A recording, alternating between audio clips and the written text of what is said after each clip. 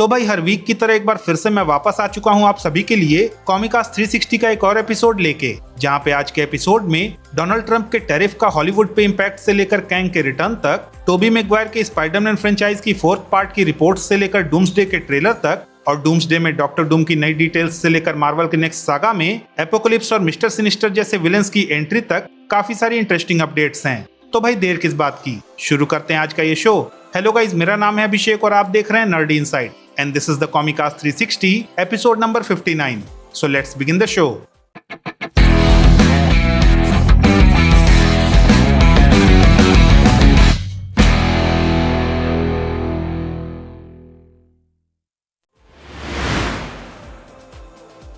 अब भाई मार्वल और डीसी की बात तो होती रहेगी, लेकिन पिछले 10 महीनों में डोनाल्ड ट्रंप ने जो दुनिया भर में बवाल काटा हुआ है उसकी वजह से बाकी सारी इंडस्ट्रीज की तो पहले से ही लगी हुई थी, पर लास्ट वीक अपने ट्रंप चाचा ने अपनी बंदूक की नली मूवी इंडस्ट्रीज की तरफ घुमा दी है, क्योंकि अब से ट्रंप एडमिनिस्ट्रेशन उन सभी मूवीज जिनके प्रोडक्शन में किसी भी तरह का फॉरेन इन्वॉल्वमेंट है उन सभी पे 100% टैरिफ लगाने के प्लान में है। हालांकि अभी तक इस पूरे मैटर पे अमेरिकन गवर्नमेंट को ही ये क्लैरिटी नहीं है कि ये प्लान इम्प्लीमेंट होगा कैसे, पर भाई अगर कहीं ये हो गया तो खुद हॉलीवुड को भी लेने के देने पड़ने वाले हैं, क्योंकि आजकल यूएस की कॉस्ट प्रोडक्शन एक्सपेंस को देखते हुए आधे से ज्यादा हॉलीवुड मूवीज फॉरेन लोकेशंस पे शूट होती हैं, और वहीं अगर वीएफएक्स और सीजीआई की बात करें तो ये काम तो इतनी सारी अलग अलग फॉरेन कंपनीज में डिस्ट्रीब्यूट होता है कि उसे यूएस में लाना कहीं से भी हॉलीवुड के लिए फीसिबल नहीं होने वाला।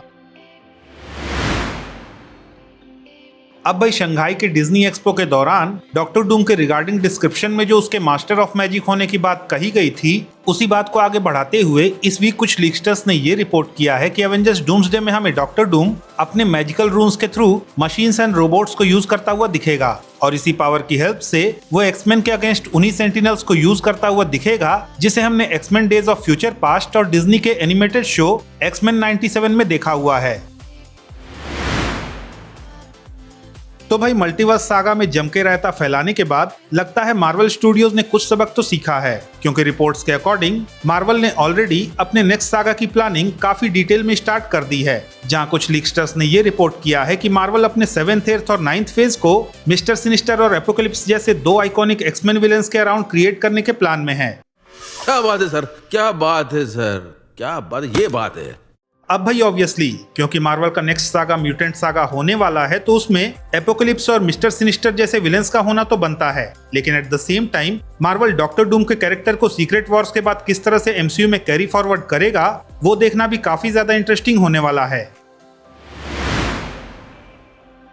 अब भाई डॉक्टर डूम की बात चली ही है तो एवेंजर्स डूम्सडे के रिगार्डिंग बात करना तो बनता है, जहां डेनियल आरपीके ने इस वीक एवेंजर्स डूम्सडे के टीजर के रिगार्डिंग बात करते हुए ये बताया कि एवेंजर्स डूम्सडे के फर्स्ट टीजर को मार्वल स्टूडियोज अवतार ऐश एंड फायर के साथ अटैच करने के प्लान में है। वहीं अगर डूम्सडे के ट्रेलर की बात करें तो रूमर्स के अकॉर्डिंग एवेंजर्स डूम्सडे का ट्रेलर हमें सुपर बॉल इवेंट के दौरान देखने को मिलेगा। हालांकि भाई अगेन इन रूमर्स में कितनी सच्चाई है ओनली टाइम विल टेल। तो भाई जोनाथन मेजर्स की मार कुटाई वाली कंट्रोवर्सी के बाद जिस तरह से मार्वल स्टूडियोज ने उनके साथ अपना एसोसिएशन एंड किया था, तब से ही हर कोई कैंग के फ्यूचर और उसके स्टोरी आर्क के कंक्लूजन के लिए एक तरह से काफी ज्यादा क्यूरियस था। तो भाई इसी क्यूरियोसिटी को एड्रेस करते हुए रिसेंटली जब एक इंटरव्यूअर ने उनके एज कैंग एमसीयू में रिटर्न के रिगार्डिंग क्वेश्चन पूछा तो उन्होंने कहा कि फिलहाल तो वो इसके रिगार्डिंग कुछ कह नहीं सकते, पर जिस तरह से एमसीयू में मल्टीवर्स वाली स्टोरीज को एक्सप्लोर किया जा रहा है उसके हिसाब से कैंग के रिटर्न की पॉसिबिलिटीज हमेशा एग्जिस्ट करने वाली हैं। अब भाई जिस तरह से जोनाथन मेजर्स ने इस क्वेश्चन को सीधा आंसर करने के बजाय गोल गोल घुमाया है, उसे सुन के ऐसा तो लग रहा है कि कहीं ना कहीं उनका रिटर्न होने तो वाला है। अब चाहे वो बस एक कैमियो हो या फिर एक full fledged role, Kang versus Doom की फाइट की पॉसिबिलिटीज काफी ज्यादा हाई हैं।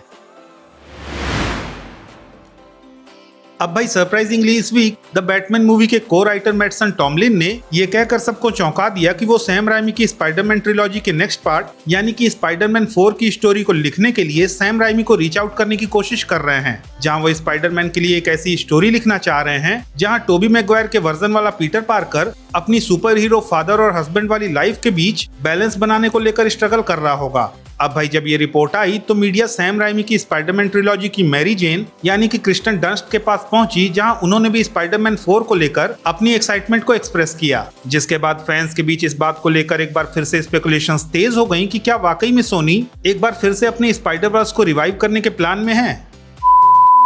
तो भाई दैट्स इट, आज के इस कॉमिकास्ट 360 के एपिसोड में बस इतना ही। अगर आपको कॉमिकास्ट 360 का ये एपिसोड पसंद आया तो प्लीज इस वीडियो को लाइक कीजिए, शेयर कीजिए और हाँ, अगर आपके कुछ सजेशंस हैं तो please don't forget to comment और जाते जाते प्लीज इस चैनल को सब्सक्राइब करना भी ना भूलें। तो मिलता हूं मैं आपसे अगली वीडियो में, तब तक के लिए have fun and enjoy the day.